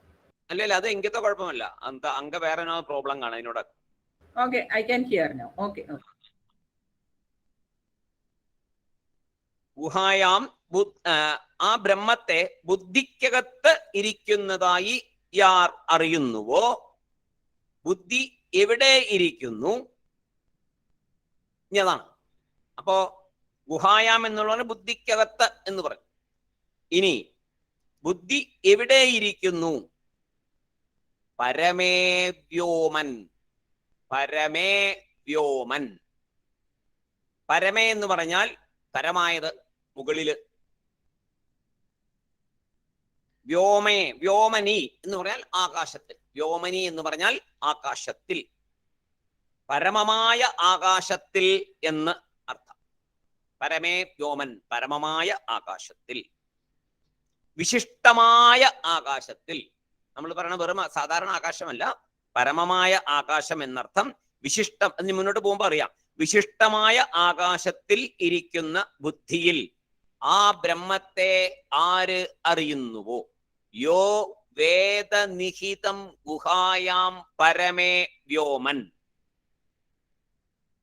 പരമമായ വിശിഷ്ടമായ ആകാശത്തിലിരിക്കുന്ന ബുദ്ധിയിൽ ആ ബ്രഹ്മത്തെ ആര് അറിയുന്നുവോ എന്ന് പറഞ്ഞ അറിയുന്നുവോ എന്ന് പറഞ്ഞ അവിടെ നിർത്തിയിരിക്കുക. ഇനി അങ്ങനെയാണ് കുറച്ച് സമയത്തേക്ക് മുന്നോട്ട് പോയിക്കൊണ്ടിരിക്കുക. ആരറിയുന്നുവോ, കാണുന്നുവോ എന്നങ്ങനെ നിൽക്കും ആ സാക്ഷി. നാം ഓരോ ഇന്ദ്രിയത്തിനും പുതിയൊരു വാക്ക് വരുന്നു, ഗോളക. ഓരോ ഇന്ദ്രിയത്തിനും ഗോളക എന്ന് ഒന്നുണ്ട്. ഗോളക എന്താണ്? ഗോളക നേരത്തെ ഞാൻ പറഞ്ഞിട്ടുണ്ടെന്ന് തോന്നുന്നു. കണ്ണിനെ കാഴ്ച തരുന്ന ആ സൂക്ഷ്മം, ചെവിക്ക് കേൾവി തരുന്ന ആ സൂക്ഷ്മേന്ദ്രിയം, നാക്കിന് സ്വാദ് തരുന്ന ആ സൂക്ഷ്മത, തൊലിക്ക് സ്പർശന തരുന്ന ആ സൂക്ഷ്മത, അതിനെയാണ് ഗോളക എന്ന് പറയുന്നത്. ഓരോന്നിന്റെയും ആ ഇന്ദ്രിയത്തിനകത്ത് പ്രവർത്തിക്കുന്ന ശക്തി. ഇന്ദ്രിയം ഇരിക്കുന്ന സ്ഥാനം എന്നതിനെ പറയും ഗോളക. ഇന്ദ്രിയം ഇരിക്കുന്ന സ്ഥാനം എന്ന് അതിനെ പറയും. ചക്ഷുരിന്ദ്രിയം, ശ്രോത്രേന്ദ്രിയം എന്നിവ സൂക്ഷ്മമാണ്, അതിനെ കാണാൻ പറ്റില്ല. നമ്മൾ കാണുന്നത് ഒരു അവയവത്തെയാണ്. കണ്ണ്, ചെവി, മൂക്ക് എന്നൊക്കെ പറയാൻ അവയവങ്ങളെയാണ് കാണുന്നത്. അതിനകത്തിരിക്കുന്ന സൂക്ഷ്മേന്ദ്രിയത്തെ നമ്മൾ കാണില്ല, അതിന് ഗോളക എന്ന് പറയും. ആ സൂക്ഷ്മേന്ദ്രിയം പ്രവർത്തിക്കാതിരിക്കുമ്പോഴാണ് കണ്ണുണ്ടെങ്കിലും കാണാതിരിക്കുന്നത്, മൂക്കുണ്ടെങ്കിലും മണം കിട്ടാതിരിക്കുന്നത്, ചെവിയുണ്ടെങ്കിലും കേൾക്കാതിരിക്കുന്നത്. അതെല്ലാം ഈ സൂക്ഷ്മേന്ദ്രിയം പ്രവർത്തിക്കാത്തത് കൊണ്ടാണ്. അപ്പോ ബാഹ്യമായിട്ട് കാണുന്ന ഇന്ദ്രിയങ്ങൾക്കെല്ലാം സൂക്ഷ്മമായിട്ടുള്ള ഇന്ദ്രിയം ഉണ്ട്, അതിനെ ഗോളക എന്ന് പറയും. ആ ഇന്ദ്രിയം എവിടെ ഇരുന്ന് പ്രവർത്തിക്കുന്നുവോ ആ സ്ഥലത്തിന് ആണ് ഗോളക എന്ന് പറയുന്നത്. ആ ഇന്ദ്രിയം അകത്തിരുന്ന് പ്രവർത്തിക്കുമല്ലോ, ഈ സൂക്ഷ്മേന്ദ്രിയം, അതിന് ഗോളക എന്ന് പറയും. അതുപോലെ മനസ്സിന് ഒരു ഇരിപ്പിടം ഉണ്ട് എന്ന് ശാസ്ത്രം പറയും. മനസ്സിന് ഇരിപ്പിടം എവിടെ? മനസ്സിന് ചക്ഷുരിന്ദ്രിയത്തിന്റെ ഇന്ദ്രിയ സ്ഥാനമുണ്ട് ഗോളക, ശ്രോത്രേന്ദ്രിയത്തിന് അതിന്റെ സ്ഥാനമുണ്ട് ഗോളക. ഇങ്ങനെ ഓരോരുത്തരും അതിന്റെ സ്ഥാനങ്ങളുണ്ട്. അതുപോലെ മനസ്സെന്നിന്ദ്രിയത്തിന്റെ ഇരിപ്പിടം എവിടെ? അതിനിയും കണ്ടുപിടിക്കപ്പെട്ടിട്ടില്ലാത്തൊരു കാര്യമാണ്. അതിനിയും കണ്ടുപിടിക്കപ്പെട്ടിട്ടില്ല. ഹാർട്ട്, ബ്രെയിൻ എന്നെല്ലാം പറയുന്നുണ്ടെങ്കിലും ശരിയായിട്ടൊന്നും ഇതേവരെ കിട്ടിയിട്ടില്ല. മനസ്സിന്റെ സ്ഥാനം എവിടെയാണെന്ന് ഇതേവരെ കണ്ടുപിടിക്കാൻ പറ്റിയിട്ടില്ല. ചിലപ്പോൾ ബ്രെയിൻ ആണെന്ന് പറയാം, പക്ഷെ അത് മുഴുവനായിട്ട് സ്ഥിരീകരിക്കാൻ പറ്റിയിട്ടില്ല. അത് സയൻസ്. ഇതൊന്നും പറയാത്തതാരാണ്? സയൻസ്. സയൻസിന് അത്രയ്ക്കൊക്കെ പറയാൻ പറ്റിയിട്ടുള്ളൂ. പക്ഷേ ശാസ്ത്രം ഈ സ്ഥാനം കണ്ടുപിടിച്ച് പറഞ്ഞിട്ടുണ്ട്. സയൻസ് പറഞ്ഞിട്ടില്ല, ശാസ്ത്രം പറഞ്ഞിട്ടുണ്ട്. നമ്മൾ വേദത്തിൽ വിശ്വസിക്കുന്നു, ശാസ്ത്രത്തിൽ വിശ്വസിക്കുന്നു. ശാസ്ത്രത്തിന് മാത്രമേ ബ്രഹ്മത്തെ പറഞ്ഞു തരാൻ സാധിക്കുള്ളൂ. ബ്രഹ്മത്തിൽ നിന്നാണ് ശാസ്ത്രം ഉണ്ടായത്. ശാസ്ത്രത്തിൽ കൂടിയേ ബ്രഹ്മത്തെ അറിയാൻ പറ്റുകയുള്ളൂ. ശാസ്ത്രം എന്ന് പറഞ്ഞാൽ വേദങ്ങളും ഉപനിഷത്തുക്കളും വേദാംഗങ്ങളും എല്ലാം കൂടിയിട്ടുള്ള ആ ആത്മീയമായിട്ട് കിട്ടുന്ന അറിവുകൾ. ആ ആത്മീയതയിൽ കൂടി മാത്രമേ ബ്രഹ്മത്തെ അറിയാൻ പറ്റുള്ളൂ. ഭൗതികമായ സയൻസിൽ കൂടി ബ്രഹ്മത്തെ അറിയുവാൻ സാധിക്കില്ല. അപ്പോ ആ ശാസ്ത്രം, ഇനി ശാസ്ത്രം എന്ന് പറയുന്നത് ഏതാന്ന് മനസ്സിലാക്കിക്കോണം, സയൻസ് അല്ല, നമ്മുടെ ആത്മീയ ശാസ്ത്രം തന്നെ. അപ്പോ ആ ശാസ്ത്രം പറയുന്നു നമ്മുടെ ഹൃദയം തന്നെ ഇതിന്റെ സ്ഥാനം, മനസ്സിന്റെ സ്ഥാനം ഹൃദയം തന്നെ എന്ന് നമ്മുടെ ശാസ്ത്രങ്ങൾ പറയുന്നു, വേദങ്ങൾ പറയുന്നു. പുരുഷ സൂക്തത്തിൽ പറയുന്നുണ്ട്, നാരായണ സൂക്തത്തിലൊക്കെ വരുന്നുണ്ടല്ലോ. ഒന്ന് ഓർത്ത് നോക്കണേ, നാരായണ സൂക്തമൊക്കെ ഒന്ന് എടുത്ത് വായിച്ചു നോക്കണം, അതിനകത്ത് വരുന്നുണ്ട്. അപ്പോ നമ്മുടെ ഹൃദയം തന്നെ മനസ്സിന്റെ ഗോളകം, അവിടെ നിന്ന് പ്രവർത്തിക്കുന്നു. ആ ഹൃദയത്തിനകത്ത് ഒരു ആകാശം ഉണ്ട്. ഏതാണ് ആ മന്ത്രം? ഓർമ്മയുണ്ടോ?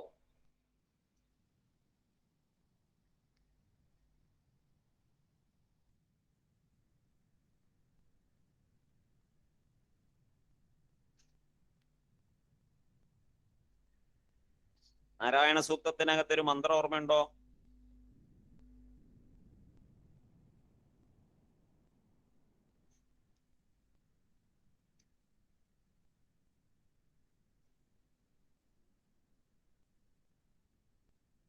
തിര്യകൂർദ്ധമതശായി രശ്മയത്തസ്യ സന്തത സന്താപയതി സ്വം ദേഹമാപാദതലമസ്തകഃ തസ്യ മധ്യേ വന്യശിഖ അണീയോർധ്വാ വ്യവസ്ഥിതഃ.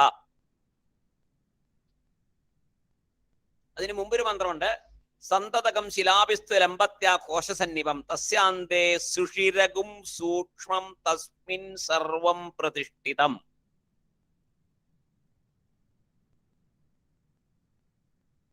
നീലതോയന മധ്യസ്ഥ വിദ്യുല്ലേഖേവ ഭാസ്വര നീവാരശോകവത്വന്നി പീതാഭാസ്വത്യണൂപമ തസ്യാ ശിഖായാ മധ്യേ പരമാത്മാ വ്യവസ്ഥിതഃ സ ബ്രഹ്മ സ ശിവ സ ഹരിശ്ചേന്ദ്ര സോക്ഷര പരമസ്വരാട്.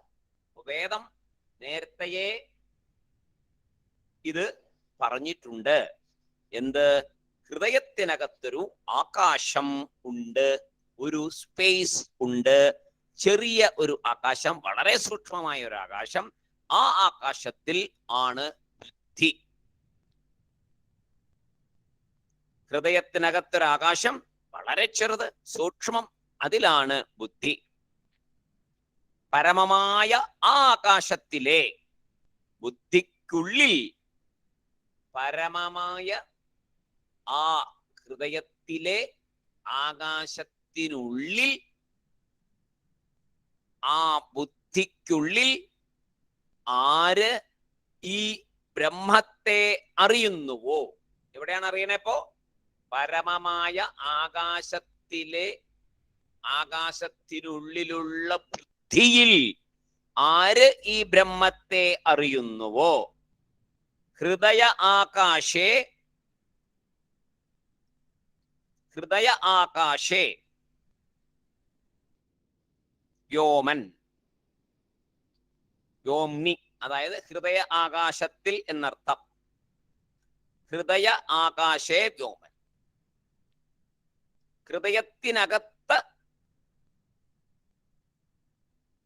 ഇരിക്കുന്ന ആകാശത്തിലുള്ള ബുദ്ധിയിൽ. പരമേ, പരമമായ, ശ്രേഷ്ഠമായ, പ്രസിദ്ധമായ. ആ ആകാശത്തെ ശ്രേഷ്ഠമാണല്ലോ, ബ്രഹ്മം ഇരിക്കുന്ന സ്ഥലം ശ്രേഷ്ഠമല്ലേ? ആ ബ്രഹ്മത്തെ എവിടെ സാക്ഷാത്കരിക്കാൻ പറ്റുന്നുവോ അത് പരമമാണ്, അത് ശ്രേഷ്ഠമാണ്. അതിനേക്കാൾ ശ്രേഷ്ഠമായ വേറൊന്നില്ല. പരമേ എന്നുള്ള വാക്കിന് അതാണ് അവിടെ. അപ്പോ വ്യോമൻ എന്നുള്ളതിന്റെ വിശേഷണം പരമേ വ്യോമൻ എന്ന് പറയുന്നത് അത്രയും പ്രസിദ്ധമായ ആകാശം ഹൃദയത്തിനകത്തിരിക്കുന്നു. ആ ആകാശത്തിലെ ബുദ്ധിയിൽ ബ്രഹ്മത്തെ സാക്ഷാത്കരിക്കണം. അവിടെയാണ് ബ്രഹ്മത്തിന്റെ സ്ഥാനം. ഹൃദയാകാശത്തെ പല ഉപാസനയിലും നമ്മൾ പഠിച്ചു. നേരത്തെ ആദ്യത്തെ ഇതില് ഹൃദയാകാശത്തിൽ ഉപാസന നമ്മൾ പഠിച്ചു. അതുകൊണ്ട് പല ഉപാസനയ്ക്കും ആകാശം എന്നുള്ളത് ഉപയോഗിക്കുന്നത് കൊണ്ട്, ഹൃദയാകാശത്തെ ഉപയോഗിക്കുന്നത് കൊണ്ട് അത് വളരെ ശ്രേഷ്ഠമാണ്. ശിവലിംഗത്തെ ശിവോപാസനയിൽ എങ്ങനെ ഉപയോഗിക്കുന്നോ അതുപോലെ ഹൃദയാകാശത്തെ പല ഉപാസനകളിലും ഉപയോഗിക്കുന്നുണ്ട്. ആലംബനമാക്കി ഹൃദയത്തിൽ കാണണം, ഹൃദയത്തിൽ കാണണം. എല്ലാ മന്ത്രങ്ങളിലും വരും. ഹൃദയായ നമഃ എന്നും പറഞ്ഞ് ഉള്ളിലേക്ക് പറയുന്ന അംഗന്യാസം, കരന്യാസം ഒക്കെ പറയുമ്പോൾ വരുന്നുണ്ട്. അപ്പൊ ആ ഹൃദയത്തിലുള്ള ആകാശം അത്രയും പ്രധാനപ്പെട്ടതാണ്. അതുകൊണ്ടാണ് അവിടെ പരമേ എന്നുള്ള വാക്ക് ഉപയോഗിച്ചത്. അപ്പോ പ്രസിദ്ധമായ ആകാശത്തിൽ, ആ ഗുഹായാം ബുദ്ധിയിൽ, പ്രസിദ്ധമായ ആകാശത്തിൽ ഗുഹായാം ബുദ്ധിയിൽ നിഹിതം സ്ഥിതി ചെയ്യുന്നു. അസ്ഥി എന്ന് ആരറിയുന്നുവോ, അവിടെ സ്ഥിതി ചെയ്യുന്നു എന്ന് ആര് അറിയുന്നുവോ, നേരത്തെ പറഞ്ഞു അറിയുന്നുവോ എന്നൊരു ഫുൾ സ്റ്റോപ്പ് ഇടും ഇനി കുറച്ച് വാചകങ്ങളിലൊക്കെ. ബുദ്ധിയിലിരിക്കുന്നതായി ബ്രഹ്മത്തെ ആര് അറിയുന്നുവോ, ബുദ്ധിയെ പെടുത്തുന്ന ബ്രഹ്മം, ലോകത്തെ പ്രകാശപ്പെടുത്തുന്ന ബുദ്ധി. അപ്പോൾ ബുദ്ധി സബ്ജക്റ്റും ഒബ്ജക്റ്റുമായി ഇരിക്കുന്നു. ലോകത്തിന്റെ രീതിയിൽ ബുദ്ധി സബ്ജക്റ്റ്, ബ്രഹ്മത്തിന് ബുദ്ധി ഓബ്ജക്റ്റ്. അല്ലെ? രണ്ടു തരത്തിലിരിക്കുന്നു ബുദ്ധി. ഒന്ന് ലോകത്തെ കാണുന്നു, ഒന്ന് ബ്രഹ്മം ബുദ്ധിയെ പ്രകാശിപ്പിക്കും. അപ്പോ ബ്രഹ്മം ബുദ്ധിയെ ഒന്നും ചെയ്യണ്ട. എന്താ? പ്രത്യേകിച്ച് ഒരു കർമ്മം ചെയ്യുന്നില്ല. ബ്രഹ്മം കർമ്മം ചെയ്ത് ബുദ്ധിയെ പ്രകാശിപ്പിക്കുന്നില്ല, സ്വിച്ച് ഇട്ടൊന്നും ഓർക്കുന്നില്ല. ബ്രഹ്മത്തിന്റെ ആ സ്ഥിരമായിട്ടുള്ള അവിടുത്തെ ഇരിപ്പ് കൊണ്ട്, ആ സാന്നിധ്യം. അമ്പലത്തിലൊക്കെ എന്താ? ഈശ്വരന്റെ സാന്നിധ്യമല്ലേ നമ്മൾ പറയുന്നത്. നമ്മളിൽ എന്തിന്റെ സാന്നിധ്യമാണ് നമ്മൾ ഈ ജഡമല്ലാതെ നിർത്തിക്കൊണ്ടിരിക്കുന്നത്? സാന്നിധ്യമല്ലേ? ആത്മാവിന്റെ സാന്നിധ്യമാണല്ലോ. പ്രപഞ്ചത്തെ മുഴുവൻ എന്തിന്റെ സാന്നിധ്യമാണ് ചലിപ്പിച്ചുകൊണ്ടിരിക്കുന്നത്? ഒരു പുൽക്കൊടിയെ ചലിപ്പിക്കുന്ന എന്തിന്റെ സാന്നിധ്യമാണ്? ഇപ്പൊ കാറ്റാണെന്ന് പറയും. ചിലപ്പോ ഒരു പുല്ലിനെ മുറിച്ചിട്ട് കഴിഞ്ഞാൽ, അതിന് വേര് പിഴുതിട്ട് കഴിഞ്ഞാൽ കാറ്റുണ്ടെങ്കിൽ അത് ആടുവോ?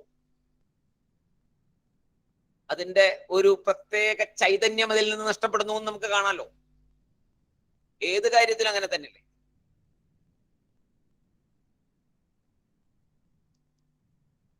അപ്പോ ബ്രഹ്മം ബുദ്ധിയെ ഒന്നും ചെയ്യണ്ട, ബ്രഹ്മത്തിന്റെ സാന്നിധ്യത്തിൽ ബുദ്ധി പ്രകാശിക്കപ്പെടും തന്നെ താൻ. ബ്രഹ്മൻ ബുദ്ധിയിൽ സാക്ഷിയായി ഇരിക്കുന്നു. അങ്ങനെ ആരറിയുന്നുവോ, സാക്ഷിയായി ഇരിക്കുന്നു എന്ന് ആരറിയുന്നുവോ,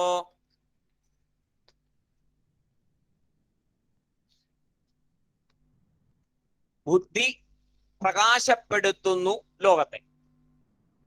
ഈ ബുദ്ധിയെ ബ്രഹ്മം പ്രകാശിപ്പിക്കുന്നു. ഗുഹായാം യഹ നിഹിതം വേദ. ഈ ബുദ്ധിക്ക്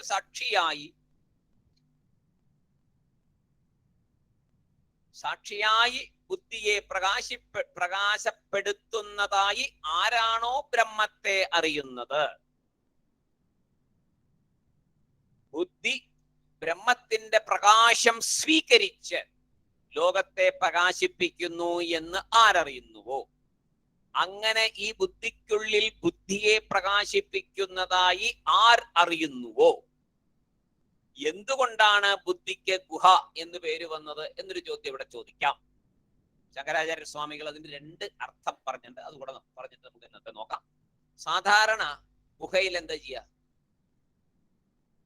പണ്ട് ഗുഹയിലൊക്കെ മനുഷ്യരെന്ത് ചെയ്യും? രാജാക്കന്മാരൊക്കെ പണ്ട് അവരുടെ നിധികളെല്ലാം, സമ്പത്ത് മറ്റു രാജ്യങ്ങൾ വന്ന് കീഴ്പ്പെടുത്തി കൊണ്ടുപോകാൻ, ആക്രമിച്ചു കൊണ്ടുപോകാൻ ഇരിക്കാൻ വേണ്ടിയിട്ട് ഗുഹകളിൽ സൂക്ഷിക്കും. നിധി സൂക്ഷിക്കും ഗുഹകളില്. മനുഷ്യരും കുഴിച്ചിടും, ഗുഹയ്ക്കുള്ളിൽ വെക്കുകയൊക്കെ ചെയ്യുമായിരുന്നു പണ്ട്. സുരക്ഷിതമായിട്ടിരിക്കാൻ വേണ്ടി, ആരും അറിയാതിരിക്കാൻ വേണ്ടി നിധി സൂക്ഷിക്കുന്ന സ്ഥലം. എന്ത് സാധനങ്ങളാ സൂക്ഷിക്കുക? ഏറ്റവും വിലപിടിപ്പുള്ളത് മറ്റുള്ളവർ കൊണ്ടുപോകാതിരിക്കാനായിട്ട് സൂക്ഷിക്കുന്ന സ്ഥലമാണ് ഗുഹ. അപ്പോ അതുപോലെ ഒരു നിധി ആണ് ഈ പറയുന്ന മോക്ഷം. ആ നിധിയെ സൂക്ഷിച്ചിരിക്കുന്ന സ്ഥലം എന്ന പേരിലാണ് ഗുഹ എന്നതിന് പേര്. മോക്ഷം ഒളിഞ്ഞിരിക്കുന്ന, അല്ലെങ്കിൽ ഈശ്വരൻ ഒളിപ്പിച്ചു വെച്ചിരിക്കുന്ന, ബുദ്ധിക്കകത്ത് ഒളിപ്പിച്ചു വെച്ചിരിക്കുന്ന ആ മോക്ഷം, അത് മറച്ചു വെച്ചിരിക്കുന്നു. എവിടെ? ഗുഹായാം. മറച്ചു വെച്ചിരിക്കുന്ന സ്ഥലമായതുകൊണ്ട് ആ സ്ഥലത്തെ ഗുഹ എന്ന് പറയുന്നു. ഭോഗ അപവർഗ പുരുഷാർത്ഥൗ നിഗൂഢൗ അസ്യാം എന്നാണ് അതിന് വിശദീകരണം പറഞ്ഞിരിക്കുന്നത്. ഭോഗ അപവർഗ പുരുഷാർത്ഥൗ നിഗൂഢൗ അസ്യാം. ഭോഗവും മോക്ഷവും രണ്ട് പുരുഷാർത്ഥവും ഏതിൽ മറച്ചുവെക്കപ്പെട്ടിരിക്കുന്നുവോ, ഭോഗവും മോക്ഷവും. അപവർഗം എന്ന് പറഞ്ഞാൽ മോക്ഷത്തിന് അപവർഗം എന്നൊരു വാക്ക് ഉപയോഗിക്കും സംസ്കൃതത്തില്. ഭോഗവും മോക്ഷവും രണ്ട് പുരുഷാർത്ഥവും ഏതിൽ മറച്ചുവെച്ചിരിക്കപ്പെട്ടിരിക്കുന്നുവോ, അല്ലെങ്കിൽ ഏതിന്റെ അധീനത്തിൽ ഈ രണ്ടും ഇരിക്കുന്നുവോ, അത് ബുദ്ധി. ബുദ്ധിയെ ഉപയോഗിക്കുന്നതിനനുസരിച്ച് ഉയർച്ച. നമ്മുടെ അനുഭവത്തിൽ എപ്പോഴെല്ലാം ഞാൻ അറിയുന്നു എന്ന് പറയുന്നുവോ അപ്പോഴെല്ലാം ബുദ്ധിയെയാണ് നമ്മൾ പറയുന്നത്, അന്ധക്കരണത്തെയാണ് നമ്മൾ പറയുന്നത്. ഞാൻ അറിയുന്നു എന്ന് പറയുമ്പോൾ ഈ ബുദ്ധിക്ക് അറിയൽ എന്ന ശക്തി എങ്ങനെ കിട്ടി? ഈ ബുദ്ധിക്ക് ഞാൻ അറിയുന്നു എന്ന് പറയുന്ന ആ ശക്തി എവിടുന്ന് കിട്ടി? അത് ഈ ഗുഹയിൽ ഇരുന്നു കൊണ്ട് സാക്ഷിയായ ബ്രഹ്മം പ്രകാശിപ്പിക്കുന്നത് കൊണ്ടാണ്. ആ പ്രകാശത്തിൽ നിന്നാണ് ഈ ശക്തി നമുക്ക് കിട്ടുന്നത്. ശ്രോത്രസ്യ ശ്രോത്രം പോലെ, ബുദ്ധേഹേ ബുദ്ധി, ജ്ഞാതസ്യ ജ്ഞാത, ദൃഷ്ടേഹേ ദൃഷ്ട. ബുദ്ധിക്ക് അറിയുന്നവൻ എന്ന സ്റ്റാറ്റസ് കൊടുക്കുന്നു. ബുദ്ധിക്ക് അറിയുന്നവൻ എന്ന ആ സ്റ്റാറ്റസ് ബുദ്ധിക്ക് കൊടുക്കുന്നത് ബ്രഹ്മം. ബ്രഹ്മത്തെ സ്വയം അറിയുന്നവൻ എന്ന് പറയണ്ട. കാരണം ബുദ്ധിയോടെ നോക്കിയാൽ ബ്രഹ്മം എല്ലാം അറിയുന്നവൻ. ബുദ്ധിയെ മാറ്റി നോക്കിയാൽ സാക്ഷി, നിർവികാരമായി ജ്ഞാന അനന്ത സ്വരൂപം. ബുദ്ധിയോടെ നോക്കിയാൽ ബ്രഹ്മമെല്ലാം അറിയുന്നവൻ, ബുദ്ധിയെ മാറ്റി നോക്കിയാൽ സാക്ഷി, നിർവികാരമായി ജ്ഞാന അനന്ത സ്വരൂപം.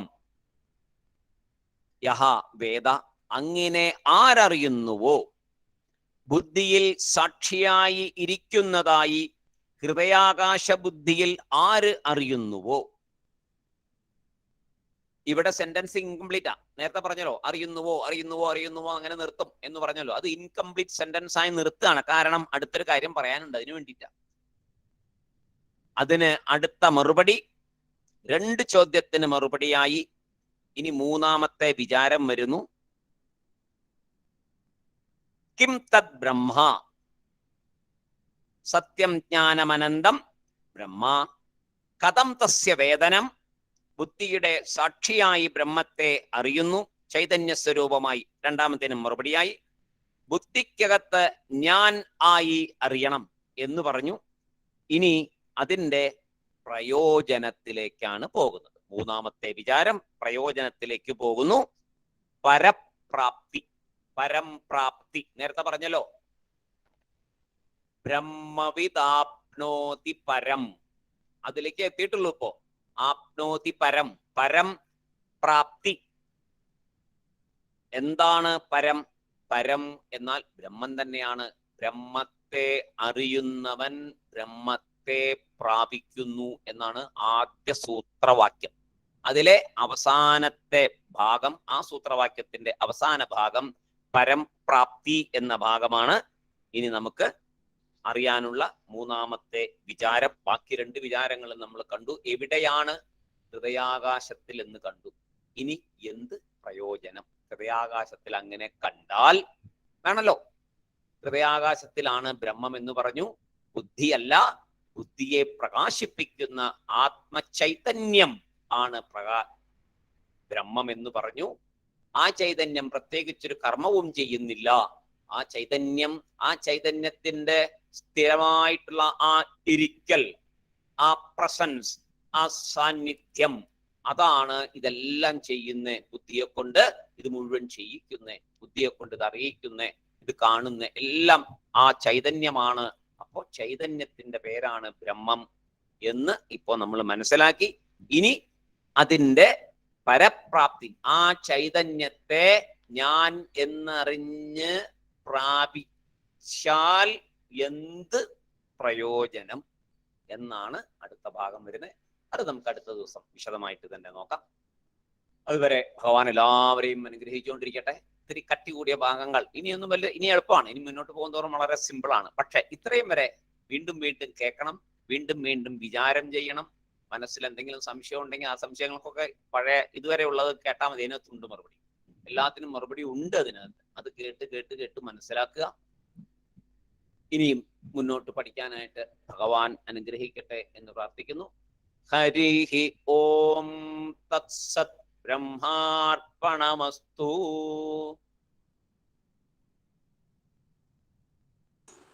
Sairam sir. Sairam. Sairam sir. Sairam. Sairam sir.